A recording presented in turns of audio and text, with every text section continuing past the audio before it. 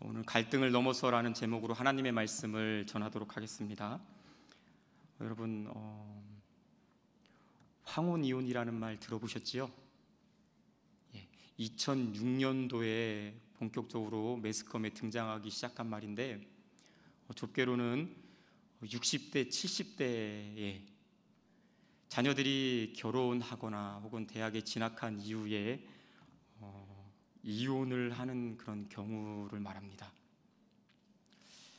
처음 제가 그 황혼이혼이라는 말을 들었을 때에 그렇게 오랫도록 살았는데, 어떻게 보면 이 땅에서 살 날이 얼마 남지 않았는데도 얼마나 힘이 들면 이혼을 결심할까, 그런 생각에 좀 안타까운 마음도 들고 또 의아한 마음도 들었습니다. 그런데 요즘에는 황혼이혼이라는 말이 많이 하지 않지요. 그 이혼율이 낮아졌기 때문에 그럴까요? 아닙니다. 황혼이혼이라는 그 말 자체, 그 의미가 특별할 것이 없을 정도로 일반적이기 때문에 오히려 사람들의 이목을 끌 수 없을 정도로 그런 말이기 때문에 사람들이 굳이 이야기를 하지 않는다라고 합니다. 2020년 통계청 자료를 보면 황혼 이혼율이 무려 13.7%, 결혼한 부부 100상 중에 13쌍이 황혼 이혼을 한다라는 것입니다. 황혼 이혼을 앞둔 한 부부가 있었습니다. 아내가 이혼을 요구했는데요, 특이하게도 이혼을 요구할 만한 어떤 특별한 사유가 보이지 않는 겁니다. 남편이 외도를 한 것도 아닙니다. 경제적으로 어려운 것도 아닙니다. 자녀들은 잘 자라서 가정을 이루고 행복하게 살고 있습니다. 그런데 아내가 이혼을 요구하는 것이죠. 왜 이혼하기 원하십니까? 라고 물어보니까 이렇게 대답을 합니다. 결혼 초기에 남편이 준 상처가 아직까지도 아물지 않아서 그것이 너무 힘이 들어가지고 이혼하려고 합니다. 무슨 얘기입니까? 갈등을 잘 해결하지 못해서, 그 갈등 때문에 갈등을 풀지 못해서 이혼까지 결심하게 되었다라는 것입니다. 갈등, 여러분 갈등이란 말 많이 들어보셨잖아요. 갈등이라는 말은 원래 칡나무와 등나무를 이야기하는 한자어입니다. 이 두 나무는 모두 넝쿨 식물입니다. 다른 어떤 것을 막 이렇게 감고 올라가는 그런 성향이 있다라는 것이죠. 두 나무 모두 꽃이 상당히 예쁩니다. 향기롭고 참 아름답습니다. 제가 사진을 하나 보여드릴까요? 대학교 교정에 있던 등나무거든요. 5월 따사로운 햇살을 맞으면서 저 꽃 아래에 있으면 벌들도 막 왔다 갔다 하고 꽃향기도 들리고 얼마나 황홀한지 모릅니다. 이렇게 좋습니다. 그런데 문제는 등나무와 칡나무가 같이 만나게 되면 문제가 생긴다라는 거예요. 왜냐하면 등나무는 왼쪽으로 이렇게 돌아감는 성향이 있고 칡나무는 오른쪽으로 돌아감는 성향이 있어요. 엉키겠죠. 꼬이는 것이죠. 이렇게 두 나무가 서로 만나게 되면 서로를 꼬면서 감아 올라갑니다. 더 큰 문제는 무엇이냐면, 게다가 감아쥐는 힘이 얼마나 강한지, 그래서 갈등이다라고 이야기하는 것이죠. 갈등은 이렇게 가까운 관계에서 일어나고 서로를 괴롭게 하는, 어느 한쪽만이 괴로운 것이 아니라 서로를 괴롭게 하는 문제가 바로 갈등입니다. 신약 성경을 보면 사도 바울은 갈등 가운데 있는 여러 교회에 편지를 보냈습니다. 오늘 우리가 함께 읽은 갈라디아서 말씀이 대표적인 편지인데요, 사도행전을 보면 사도 바울이 1차 전도 여행을 하면서 갈라디아 지방에 교회를 세웠습니다. 그런데 2차 전도 여행을 할 때도 그렇고 3차 전도 여행을 할 때도 무려 10여 년에 걸쳐서 13,000km를 다니는 그런 전도 여정 가운데 사도 바울이 꼭 들렀던 곳이 바로 갈라디아 지방에 있는 이 교회였습니다. 그렇다면 사도 바울은 왜 이 갈라디아 교회에 방문을 했을까요? 다른 이유 없습니다. 갈라디아 교회를 너무나도 아끼고 소중히 여겼고 거기에 있는 성도들을 사랑했기 때문에 그런 것이죠. 갈라디아서 4장 15절을 보면 갈라디아 교회 성도들 또한 사도 바울을 위하고 너무 아꼈습니다. 심지어 안질이 있는 사도 바울을 위해서 자신의 눈까지도 빼주려고 하는 사람들이 갈라디아 교회 성도들이었죠. 그런데 그 교회에 그만 갈등이 생기고 만 것입니다. 그것도 사도 바울이 전한 그 복음에 대해서 이러쿵저러쿵 말하면서 서로 대립하고 갈등하고 공격하는 그런 안타까운 상황이 벌어진 것이죠. 바울은 예수님을 믿기만 하면 구원받는다라고 복음을 전하였습니다. 그런데 그곳에 바울이 떠나자 유대주의자들이 찾아와서 교묘하게 성도들을 속이는데 예수님을 믿는 것에다가 율법을 행하여 구원받는다, 하나님의 백성이 되는 징표인 할례를 받아야만 구원받는다라고 뭔가를 이렇게 자꾸 더하는 것입니다. 행위를 더하는 것이죠. 이렇게 복음주의와 율법주의가 첨예하게 갈등하게 되었고, 또한 바울을 위하는 바울파와 반대하는 반바울파, 이방인 교회였던 안디옥 교회를 위하는 안디옥 교회파와 유대인의 교회였던 예루살렘파들이 갈등을 일으키며 공격하고 싸우는 교회가 바로 갈라디아 교회였습니다. 갈등은 죄성을 가진 인간에게는 피할 수 없는 현실입니다. 담임 목사님께서 수요 이 성경 기도회를 통해서 창세기 강해를 하시지 않습니까? 하나님께서 아주 멋지게 만든 모든 것을 다 갖추어 놓은 에덴 동산에서도 갈등이, 아담과 하와의 갈등이 있었습니다. 왜요? 하나님께서 말씀하신 선악과를 따먹지 말라고 한 그 선악과를 먹는 죄를 범하자 아담과 하와가 갈등하였습니다. 아니 하나님, 왜 그런 여자를 나에게 주셨습니까? 라며 하나님을 원망하기도 했습니다. 서로 너 때문이라고 탓하며 갈등하였습니다. 이렇게 죄성을 가진 인간은 갈등할 수밖에 없습니다. 또한 제가 설교를 준비하면서 짧은 글을 하나 보았는데요, 고양이랑 개랑 의사소통하는 방식에 대한 글을 보았습니다. 아마 여러분들도 아시는 분도 있으실 거예요. 개는 반가우면 어떻게 합니까? 꼬리를 번쩍 쳐들고 막 꼬리를 흔듭니다. 이게 반갑다라고 하는 표현이죠. 그런데 고양이는 어떻습니까? 꼬리를 번쩍 쳐들면 한판 붙자는 거구나 라고 이렇게 생각을 한다고 합니다. 그러니 강아지와 개와 고양이는 만나면 으르렁거리면서 싸울 수밖에 없죠. 서로 의사소통 방식이 다르기 때문입니다. 여러분, 개와 고양이만 다른가요? 사람은 얼마나 많이 이렇게 다양합니까? 얼마나 다릅니까? 그러니 갈등할 수밖에 없다라는 것이죠. 요즘 각 가정마다 아이들이 방학을 했습니다. 부모님들 편안하십니까? 아이들과 전쟁을 하고 있지 않습니까? 휴가철을 맞이하여서 저희 집 이야기하는 거 아닙니다. 휴가 계획을 잘 짜서 잘 보내봐야지 하는데 막상 휴가지에 가서는 갈등과 싸움으로 휴가를 망칠, 절대 저희 집 얘기 아닙니다. 이렇게 부모와 부부 간의 갈등, 부모와 자식 간의, 직장 동료들 간의, 친구들 간의, 교회에서도 성도들 간의, 성도와 목회자들 간의 갈등, 이것은 결코 피할 수 없는 우리 인간의 현실이다라는 거예요. 사랑하는 성도 여러분, 그렇지만 갈등을 그냥 두고 지나쳐서는 안 됩니다.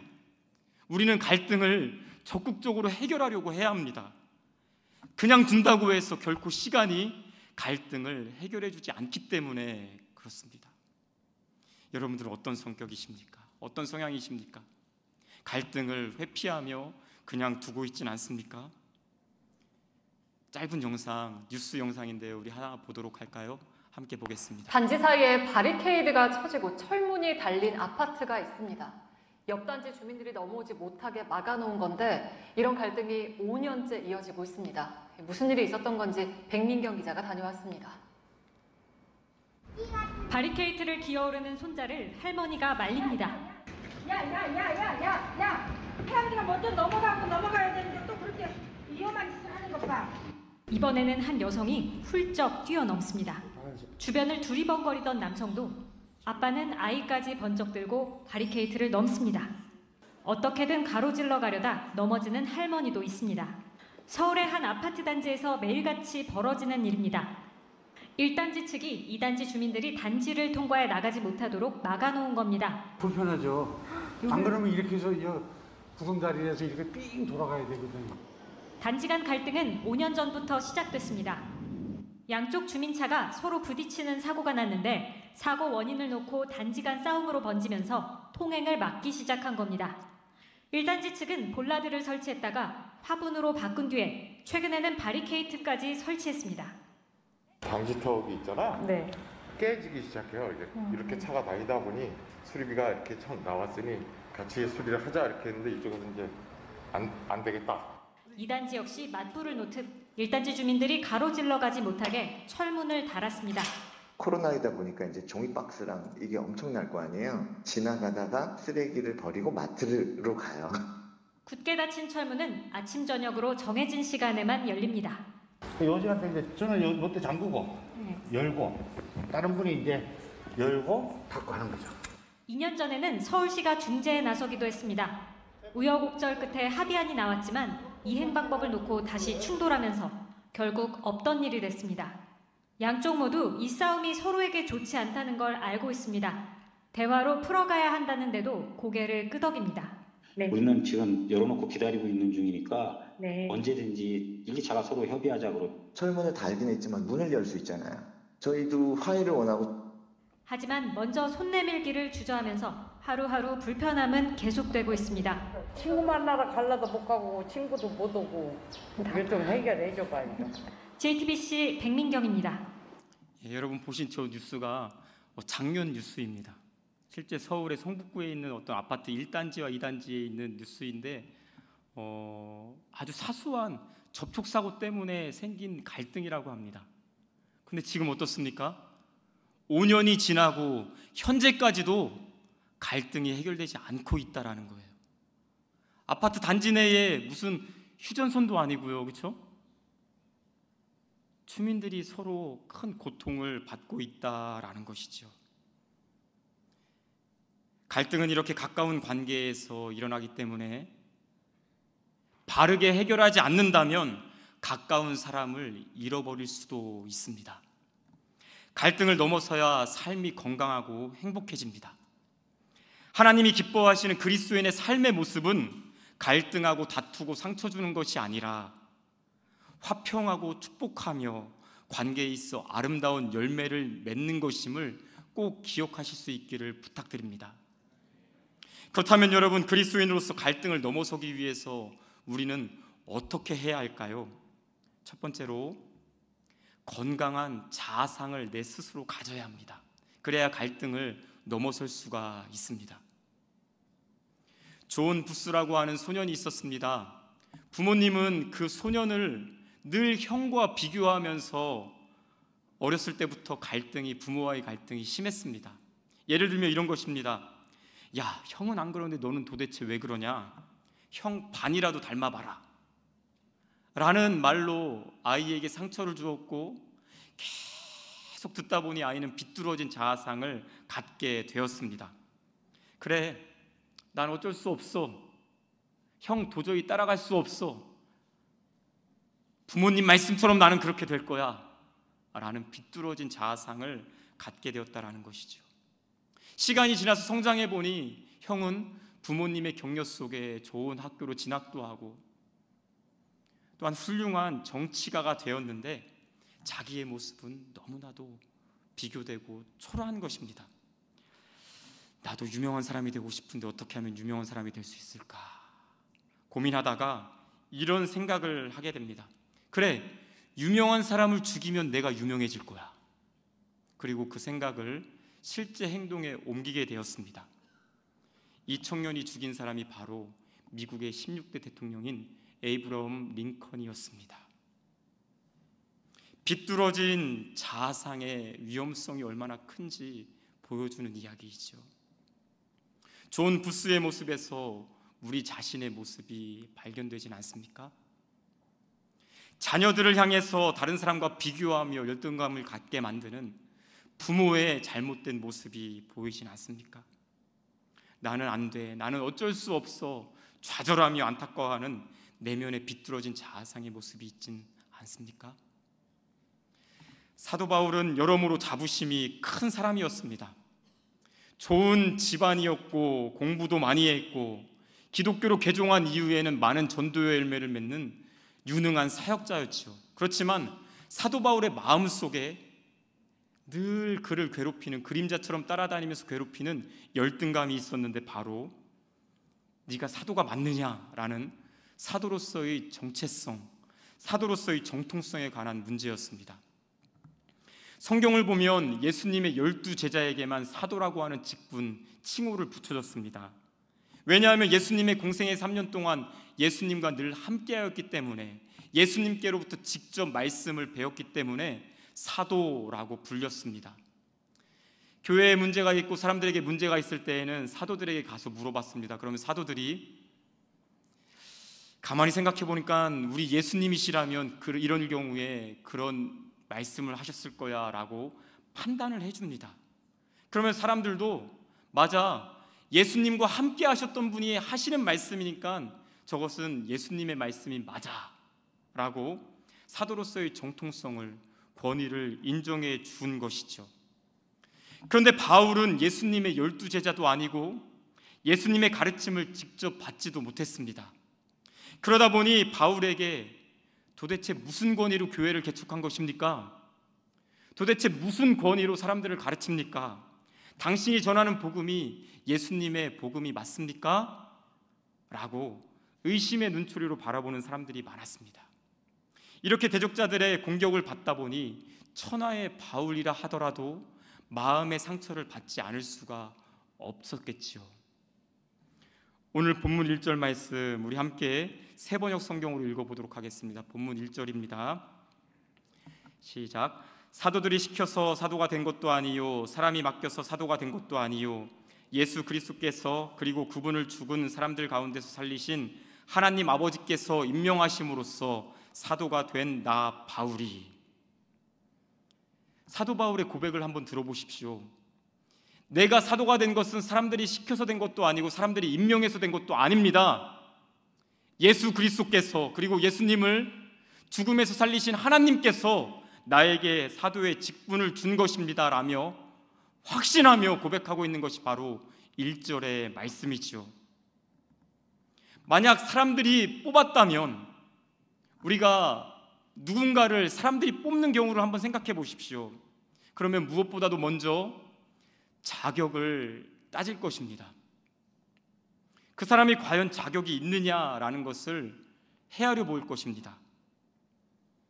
그러나 사도 바울은 사람이 나를 사도로 뽑은 것이 아니라 주님이 나를 사도로 세워주셨습니다 라는 이 고백에는 나는 죄인입니다. 나는 죄인 중에 괴수입니다. 나는 사도로서의 어떠한 자격도 없지만 예수님께서 나를, 그럼에도 불구하고 나를 사도로 불러주셨습니다 라는 주님이 나를 사도로 부르심에 대한 감사와 은혜의 고백인 것을 저는 이 말씀을 묵상하면서 깊이 깨달을 수가 있었습니다. 또한 사람들이 세웠다면 그 기준과 과정에 있어서 잘못될 수도 있겠지요. 그러나 하나님이 나를 세우셨습니다, 부르셨습니다 라고 하는 이 사도 바울의 고백에는 하나님은 절대로 실수하는 분이 아니십니다. 나의 모습이 좀 부족할지 모르지만 나를 사도로 부르시고 나에게 주의 일을 감당케 하시는 하나님은 절대로 실수하지 않으시는 분이십니다 라는 하나님에 대한 절대적인 신뢰가 있었다라는 것입니다. 사도 바울이 이렇게 자신을 부르신, 사도로 부르신 하나님의 은혜에 감사하며 또 하나님에 대한 온전한 신뢰를 통해서 사람들의 말이 아니라 자신을 부르신 하나님의 그런 은혜에 감사함으로 건강한 자아상을 갖게 된 것이죠. 사랑하는 성도 여러분, 오늘 우리도 사람들이 하는 말에만 귀를 기울인다면 결코 건강한 자아상을 가질 수 없습니다. 다른 사람들과 비교하면서 잘못하면 열등감에 빠지거나 잘하면 교만하거나 이 둘 중에 하나인 것이죠. 그렇지만 내가 지금 여기 있는 것은 다 하나님의 은혜입니다. 나의 인생 가운데 신실하신 하나님의 계획이 분명히 있음을 나는 믿습니다 라고 할 때에 우리는 건강한 자아상을 회복할 수가 있는 것입니다. 아버지의 편애를 받기만 한 17살 소년 요셉이 하루아침에 애굽의 노예로 팔렸습니다. 잘못한 것이 하나도 없음에도 불구하고 주인의 아내를 강간하려고 했다는 그런 파렴치범으로 몰려서 누명을 뒤집어 쓰고 감옥에 갇히게 됩니다. 감옥에서 왕의 고위 관료의 꿈을 해몽해 주지요.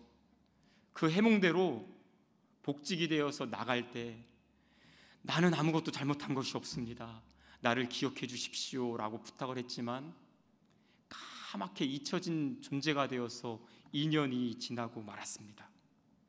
만일 요셉이 건강한 자아상을 갖지 못했다면 감옥에서 복수의 칼날을 갈다가 비참하게 생을 마감할 수도 있었을 것입니다.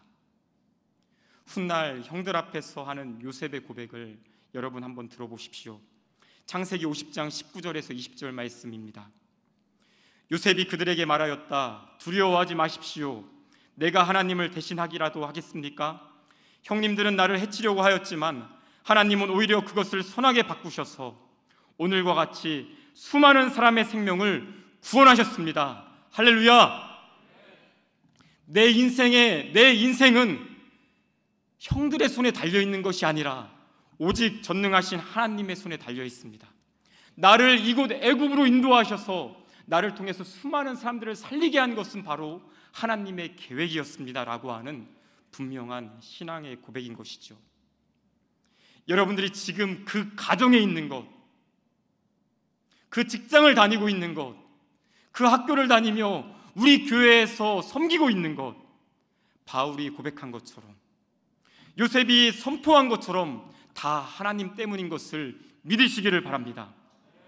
예수 그리스도께서 보내셔서 지금 이곳에 내가 있다는 신앙적인 자아상을 가진다면 사람들이 나에 대해서 어떠한 말을 하더라도 상관없이 상처받지 않고 당당하게 살아가게 될 줄 믿습니다. 하나님께서는 이러한 믿음의 사람을 사도 바울처럼 그리고 요셉처럼 반드시 책임지실 것입니다. 주님의 뜻 안에 내가 있음을 믿고 건강한 자아상을 가짐으로 갈등을 넘어서는 여러분 되시기를 주님의 이름으로 축복합니다. 두 번째로, 축복할 때 갈등을 넘어설 수가 있습니다. 다른 것이 아니라 축복을 할 때 우리는 갈등을 넘어설 수 있다라는 거예요. 얼마 전에 목사님들끼리 축구하는 이야기를 들었습니다. 경기가 격렬해지면 그렇게 목사님들끼리 싸운다고 합니다. 어떤 목사님은 나를 발로 찬 그 목사님을 끝까지 쫓아가서 발로 찬다고 합니다. 목사님들만 그럴까요? 복수는 어떻게 보면 인간의 본성입니다. 사람들은 관계에서 상처를 받으면 보복하려고 합니다. 하지만 복수는 결코 갈등을 풀 수 있는 해결법이 아닙니다. 복수는 또 다른 복수를 낳기 때문에 그렇죠. 그러나 성경은 다르게 말합니다. 자신을 해치고 상처를 준 자가 있으면 보복하지 말고 축복하라라고 말씀하십니다. 축복할 때만 갈등을 넘어설 수가 있는 것이죠. 본문 3절 말씀 우리 함께 읽도록 하겠습니다. 3절입니다. 우리 하나님 아버지와 주 예수 그리스도로부터 은혜와 평강이 있기를 원하노라. 아멘. 우리 다시 한번 읽어봅시다. 우리 하나님 아버지와 주 예수 그리스도로부터 은혜와 평강이 있기를 원하노라. 사도 바울은 자신을 대적하고 배신했던 갈라디아 교회 성도들을 향해서 축복하였습니다. 우리 하나님 아버지와 또한 주 예수 그리스도께서 내려주시는 은혜와 평화가 여러분들의 있기를 간절히 기도합니다. 여기에서 말하는 은혜로 번역된 헬라어 카리스는 바울 당시에 헬라인들이 가장 최상의 가치로 여기는 축복이었습니다. 또한 평화, 히브리어로 샬롬이라고 하죠. 이 평화 샬롬은 유대인들이 가장 소중하게 여기는 가치입니다. 사도 바울 당시에 헬라인들이 소중하게 여기고 유대인들이 최고로 여기는 이 가치, 그것을 가지고 사도 바울은 자신을 배신한, 정말로 자신을 향해 등을 돌린 갈라디아 교회 성도들에게 은혜와 평화가 있기를 빕니다 라고 축복한 것입니다. 사도 바울이 이렇게 축복을 하고 또한 사도 바울이 이렇게 그들을 위해서 간절히 하나님 앞에 기도할 때에 갈등이 해결되고 관계가 좋아지는 새 길이 열리는 것이죠. 바울이 처음 갈라디아 지역을 방문해서 복음을 전할 때 앞서 말씀드린 것처럼 많은 사람들이 바울을 위했습니다. 눈까지도 빼줄 정도로 바울을 사랑하였습니다. 그런데 그들이 하루아침에 등을 돌리고 만 것입니다. 그들의 변심이 얼마나 빠른지 사도 바울은 어떻게 너희들이 다른 복음으로 갈 수 있느냐라고 한탄 섞인 말도 하기도 했습니다. 그렇지만 사도 바울은 엄청난 고통과 아픔을 겪었음에도 그들에게 따지거나 정죄하거나 비판하지 않았습니다. 대신에 하나님의 은혜와 평강이 넘치기를 바란다 라고 단지 인사말로써 한 것이 아니라 간절히 하나님 앞에 기도하며 진심으로 축복하였습니다. 로마서 말씀을 보면 이러한 사도 바울의 축복의 방법이 좀 더 구체적으로 나오지요. 로마서 12장 20절 말씀을 제가 읽어드리겠습니다. 내 원수가 줄이거든 먹을 것을 주고 그가 목말라 하거든 마실 것을 주어라. 그렇게 하는 것은 내가 그의 머리 위에다가 숯불을 쌓는 셈이 될 것이다 하였습니다. 친구를 위해서 이렇게 하라는 것이 아닙니다. 내 원수를 위해서도 그가 줄이면 먹을 것을 주고 원수를 위해서 그가 목말라 고통스러워하면 마실 것을 주어라 라는 것입니다. 그렇게 하면 그 원수의 머리에 숯불을 쌓는다는, 여러분 머리 위에 숯불이 있으면 얼마나 뜨겁겠습니까? 땀을 삐질삐질 흘리면서 어떻게 할 줄 모르는 상황이 되는 것이죠. 바로 내가 잘못했는데 돌아오는 것이 비판과 정죄가 아니라 은혜와 축복이라면 감동해서 몸둘 바 모른다라는 이야기입니다. 보복하고 싶은 인간의 본성으로는 쉽지 않은, 아니 절대로 할 수 없는 행동들입니다. 그러나 사도 바울은 오늘 저와 여러분들에게 축복으로, 보복이 아닌 축복으로 갈등을 넘어서라 라고 말하고 있습니다. 왜 그럴까요? 자신이 그런 복을 이미 받았기 때문인 것입니다. 다메섹 도상에서 자신은 예수님의 원수로, 예수님을 믿는 주의 제자들을 핍박하고 죽이러 가는 그 자리에서 부활하신 예수님, 살아계신 예수님을 만나게 됩니다. 그런데 예수님께서는 사도 바울을, 아니 이전에 사울이었죠, 그 사울을 원수로 대하는 것이 아니라 그에게 구원의 은혜를 베풀어 주셨습니다. 그에게 복음을 전할 수 있는, 이방인들을 위해서 복음을 전할 수 있는 귀한 사명도 맡겨 주셨습니다. 이런 축복을 받았기에 자기를 대적하는 사람들을 위해서도 기꺼이 은혜와 평강의 축복을 빌 수가 있었던 것이죠. 성도 여러분, 오늘 저와 여러분들도 사도 바울이 받은 복을 받은 사람들이지 않습니까? 예수님께서 우리를 위해서 십자가에 달려 죽으실 때에 우리의 상태는 죄로 인하여서 연약하였던 상태이고 죄로 인하여서 하나님과 원수가 되었던 상태였습니다. 의로워서 예수님이 죽으신 것이 아니라, 의인을 위해서 예수님이 죽으신 것이 아니라 죄인을 구원하기 위해서 예수님께서 십자가에 달려 죽으신 것이죠. 내가 잘나서, 내가 어떤 가치가 있어서 예수님이 죽으신 것이 결코 아니라는 말입니다. 예수님이 나의 죄를 대신해 십자가에 죽으심으로 말미암아 우리에게 영원한 생명을, 주님과 동행할 수 있는 은혜와 참된 기쁨을 허락하여 주신 것을 믿으시기를 바랍니다. 그래서 인생길에서 넘어지게 하고 아픈 가시를 우리에게 준 사람들이 있지 않습니까? 그런 사람들이 없는 사람은 결코 없을 것입니다. 그들을 축복하십시오. 그때 우리는 반드시 갈등을 넘어가게 됩니다. 그 사람이 변화되는 것을 보게 될 줄 믿습니다. 내가 받은 것에 상관없이 그 사람을 축복한다면 하나님께서 더 큰 축복으로 여러분들에게 더하여 줄 줄 믿습니다. 군대에 있을 때의 일입니다. 입대할 때부터 친하게 함께했던 동기와 자대도 같이 가게 되어서 계속 지냈습니다.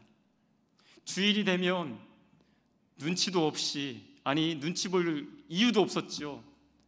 교회에 나가서 함께 예배를 드렸습니다. 이등병이 보초도 서지 않고 주일마다 예배 드려 가니까 고참들이 볼 때 얼마나 아주 나쁘게 못마땅하겠습니까? 그래서 고참 중에 한 명이 꼬투리를 잡아서 저와 동기를 괴롭히기 시작하였습니다. 마침 제 동기가 천식이 있는 것을 알고서는 일부러 아침마다 완전 군장을 해서 연병장을 돌도록 그렇게 하였습니다. 부끄럽게도 연병장을 돌면서 저는 참 불평을 많이 했습니다. 하나님께 원망도 많이 했습니다. 아니, 예배드린 것밖에 없는데 왜 이렇게 어려움을 당하게 하십니까? 그런데 저의 동기는 불평 한마디 하지 않더라고요. 그렇게 한 2주 정도 연병장을 돌다가 제가 물어봤습니다. 야, 너 속상하지 않냐? 어떻게 불평 한마디 하지 않고 연병장을 그렇게 돌 수가 있냐? 그랬더니 군대 오기 전에 권사님이셨던 어머님이 그에게 말했다는 것입니다. 아들아, 군대에서 교회 간다고 무슨 일을 당해도 절대 대적하지 말아라. 너 핍박하는 고참들이 있으면 오히려 그 고참을 축복해. 믿음으로 그렇게 해봐. 군생활하는 동안에 어미인 나는 새벽마다 너를 위해서 기도할게.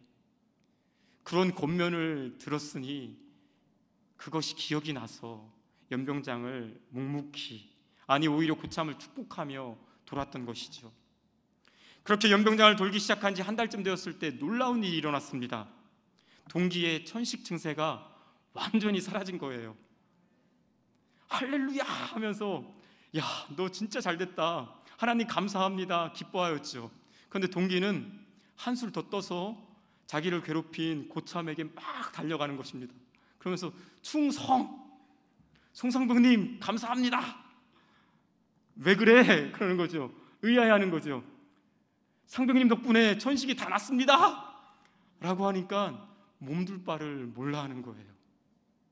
그러면서 오히려 미안하다고 얘기하고 저희들을 따라서 주일에 교회를 가는 일도 보게 되었습니다. 하나님께서는 받는 대로 갚아주는, 눈에는 눈, 이에는 이의 인생이 아니라 축복으로 갈등을 넘어서라고 말씀하십니다. 믿었던 사람이 돌아설 때의 아픔은 얼마나, 정말 겪어보지 않은 사람은 알 수 없는 큰 아픔이지요. 그렇지만 받은 것에 상관없이 축복을 하면 하나님 아버지께서 더 큰 축복을 내려주실 줄 믿습니다. 뿐만 아니라 그 사람에게도 은혜를 주셔서 그 사람의 마음도 감동시켜 주셔서 갈등을 넘어서는 그런 일들이 일어나게 될 줄 믿습니다. 예수 그리스도 안에서만 우리는 갈등을 바르게 해결할 수가 있습니다. 하나님과 우리 사이에는 죄로 인하여서 막힌담이 있었습니다.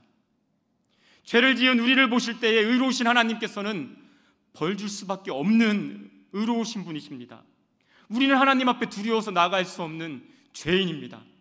그런 하나님과 우리 사이에 예수님께서 친히 오셔서 갈등의 골을 완벽하게 해결해 주셨고 화목할 수 있는 은혜를 주셨습니다. 십자가에서 죽으심으로 우리와 하나님 사이에 화평케 되는, 화목을 이루게 하는 그 축복과 생명을 누리게 된 줄 믿습니다. 예수 그리스도 안에서 여러분의 진정한 가치를 발견하시기를 바랍니다. 주님께서 여러분들을 바라보시고 주님께서 여러분들을 사랑하시는 그대로 건강한 자아상을 회복하시기를 바랍니다. 보복이 아니라 축복으로 외적인 갈등을 극복하고 많은 사람들에게 감동을 시킴으로 말미암아 그들을 주님께로 인도할 수 있는 금천의 모든 성도님 되시기를 주님의 이름으로 축복합니다. 주님 안에서 우리는 갈등을 이기고 하나님께 영광 올려드리는 믿음의 삶을 살게 될 줄 믿습니다. 기도하겠습니다. 하나님 아버지, 감사드립니다. 여러 가지 갈등의 상황 가운데 저희들이 있습니다. 이 밤에 하나님, 다시 한번 주님께서 주시는 은혜로 말미암아 갈등이 해결된다는 것을 믿게 하여 주시옵고, 하나님이 우리를 바라보시는 건강한 자아상을 회복하며 보복이 아니라 축복으로 외적인 갈등도 이겨나갈 수 있도록 은혜 내려 주시옵소서. 혹시 포기하고 있진 않습니까? 갈등이 너무 깊어서, 너무 오래되어서 좌절한 채로 있진 않습니까? 하나님, 다시 한번 우리에게 평안을 더하여 주시고 화목해 될 수 있는 은혜를 더하여 주시옵소서. 주의 은혜로 화목해 될 줄 믿사오며 예수님의 이름으로 기도드리옵나이다. 아멘.